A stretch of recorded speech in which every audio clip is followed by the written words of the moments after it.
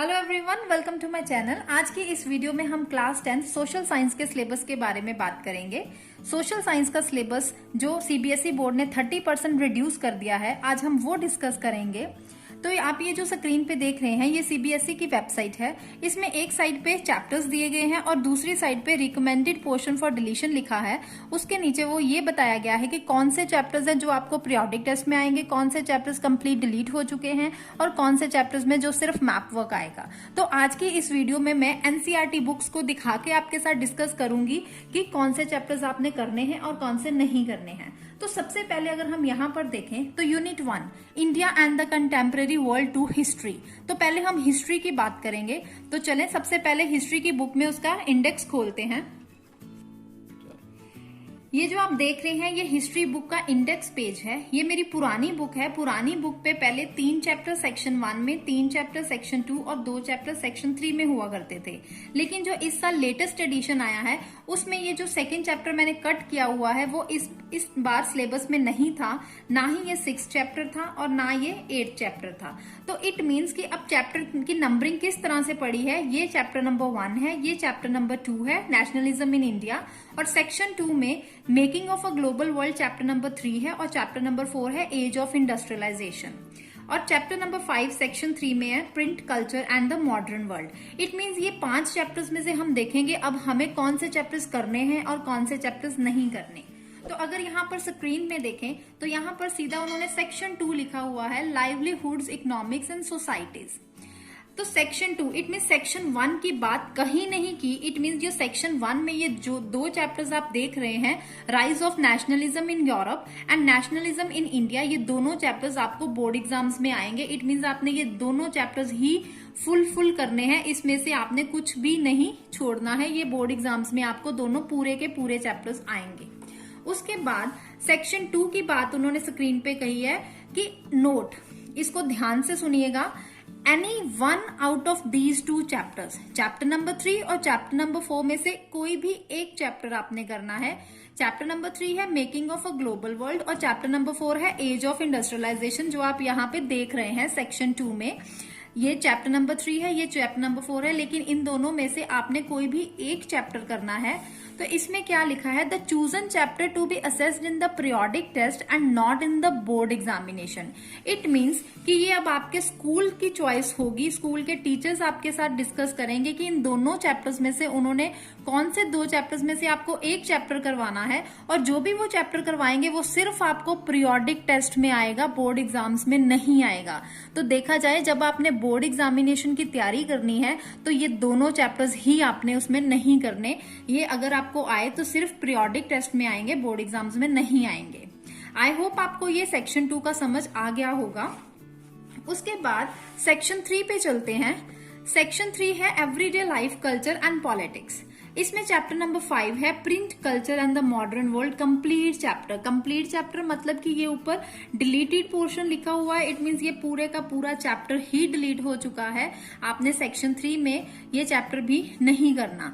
तो देखा जाए पूरी हिस्ट्री में 5 चैप्टर्स आपके पास थे, सिर्फ आपको बोर्ड एग्जाम्स में ये 2 चैप्टर्स आएंगे, बाकी ये 3 चैप्टर्स अब नहीं आएंगे। तो ये था हिस्ट्री का सिलेबस। अब चलते हैं ज्योग्राफी पे।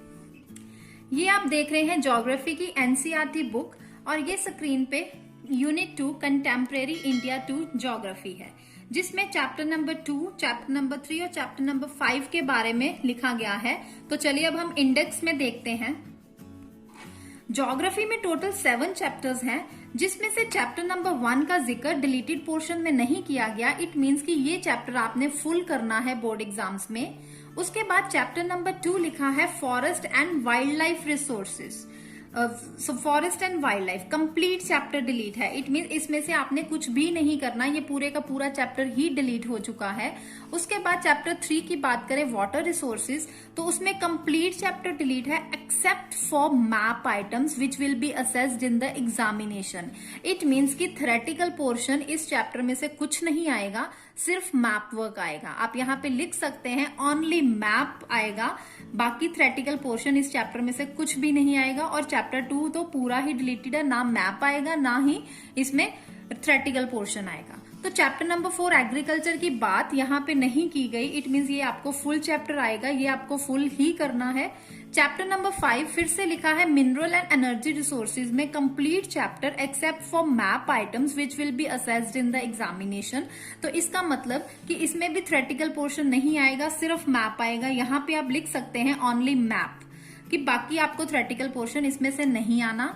उसके बाद यहाँ पे ज्योग्राफी में बाकी किसी चैप्टर का जिक्र नहीं किया गया, तो इट मीन्स कि चैप्टर नंबर जो 6 मैन्युफैक्चरिंग इंडस्ट्रीज है वो भी आपने फुल करना है। और उसके बाद लाइफलाइंस ऑफ नेशनल इकोनॉमी ये भी आपने फुल करना है। तो देखा जाए तो टोटल 7 चैप्टर्स ज्योग्राफी में हैं, जिसमें से 3 चैप्टर्स डिलीट हो चुके हैं। तो सिर्फ आपके पास 1 2 3 4 चैप्टर्स हैं जो आपने अच्छी तरह से लर्न करने हैं, और 3 चैप्टर्स जो डिलीट हुए हैं उसमें से 2 चैप्टर्स में सिर्फ मैप वर्क आएगा, बाकी थ्योरेटिकल पोर्शन कुछ नहीं आएगा। तो ये था हमारा ज्योग्राफी का सिलेबस। अब चलते हैं इकोनॉमिक्स पे। ये है अंडरस्टैंडिंग इकोनॉमिक डेवलपमेंट। तो इसमें जो सिलेबस में यहाँ पे डिलीटेड पोर्शन में इस यूनिट का कोई भी जिक्र कहीं भी नहीं किया गया। तो इसका मतलब इसके इंडेक्स में देखें कितने चैप्टर्स हैं। इसमें टोटल 5 चैप्टर्स हैं, और ये जो लास्ट चैप्टर कंज्यूमर राइट्स है ये हमेशा ओनली प्रोजेक्ट वर्क होता है। तो आप यहाँ पे लिख सकते हैं ये सिर्फ प्रोजेक्ट वर्क में आपको आएगा। बाकी के जो 4 चैप्टर्स हैं, development, sectors of the Indian economy, money and credit, globalization and the Indian economy, ये चारों के चारों चैप्टर्स आपने फुल करने हैं, इसमें से कुछ भी नहीं छोड़ना। तो इकोनॉमिक्स में कुछ खास नहीं उन्होंने कट किया, सिर्फ इसमें चैप्टर नंबर 5 में प्रोजेक्ट वर्क आपको आएगा, बाकी चारों चैप्टर्स आपने अच्छी तरह से करने हैं। तो अब चलते हैं पॉलिटिकल साइंस पे। ये है डेमोक्रेटिक पॉलिटिक्स। तो इसमें unit 3 democratic politics political science में ये चैप्टर्स हैं जो डिलीट किए गए हैं। तो हम इंडेक्स में देखते हैं अब कौन कौन से चैप्टर्स हैं। ये इंडेक्स में आपके पास 8 चैप्टर्स हैं। तो 8 चैप्टर्स में से चैप्टर नंबर 1 है पावर शेयरिंग, चैप्टर नंबर 2 है फेडरलिज्म। तो ये 2 चैप्टर्स का जिक्र कहीं भी यहाँ सिलेबस में नहीं किया गया, जो डिलीटेड पोर्शन है यहाँ पर नहीं किया गया। इट मीन्स ये दोनों चैप्टर्स आपने फुल करने हैं। पावर शेयरिंग भी आपने फुल करना है और फेडरलिज्म भी आपने पूरा करना है, इसका आपने कुछ भी नहीं छोड़ के जाना। उसके बाद यहाँ पर chapter number 3 democracy and diversity complete chapter, it means ये पूरे का पूरा चैप्टर ही डिलीटेड है, इसका आपने कुछ भी नहीं लर्न करना, ये पूरे का पूरा चैप्टर आप छोड़ के जा सकते हैं। उसके बाद चैप्टर नंबर 4 की बात करें, जेंडर रिलीजन एंड कास्ट, ये भी कंप्लीट चैप्टर डिलीटेड है, तो इसका भी आपने कुछ नहीं करना, ये भी आप पूरा चैप्टर छोड़ के जा सकते हैं। उसके बाद यूनिट 3 में चैप्टर नंबर 5 है पॉपुलर स्ट्रगल्स एंड मूवमेंट्स, तो ये भी पूरे का पूरा चैप्टर ही डिलीट है। पॉलिटिकल साइंस में बहुत सिलेबस कम कर दिया गया है। उसके बाद चैप्टर नंबर 6 पॉलिटिकल पार्टीज, ये आपने फुल करना है। चैप्टर नंबर 7 है आउटकम्स ऑफ द डेमोक्रेसी, ये भी आप फुल करेंगे, क्योंकि ये दोनों चैप्टर्स यहाँ पे डिलीटेड पोर्शन में कहीं भी नहीं लिखे गए, तो इट मीन्स कि ये चैप्टर आपको पूरे के पूरे ही आएंगे। उसके बाद आता है last chapter, chapter number 8 challenges to democracy, तो ये भी आपको पूरा कंप्लीट चैप्टर ही डिलीटेड है, तो ये भी आप चैप्टर नहीं करेंगे, ये आपका सिलेबस में पूरा डिलीट हो चुका है। तो अगर देखें तो पॉलिटिकल साइंस में 1 2 3 और 4 टोटल 8 चैप्टर्स हैं। 8 चैप्टर्स में से 4 चैप्टर्स आपने करने हैं और 4 चैप्टर्स आपके डिलीट हो चुके हैं। इट मीन्स 50% आपको सिलेबस में ये डिलीट हो चुका है। तो इकोनॉमिक्स में थोड़ा कम डिलीट किया गया है, ज्योग्राफी में भी काफी हद तक आपके चैप्टर्स डिलीट हो गए, हिस्ट्री में तो सिर्फ आपने करने ही 2 चैप्टर्स हैं, तो एसएसटी का सिलेबस बहुत रिड्यूस हो गया है। तो अब आप स्कोर अपने बहुत अच्छे मार्क्स स्कोर कर सकते हैं।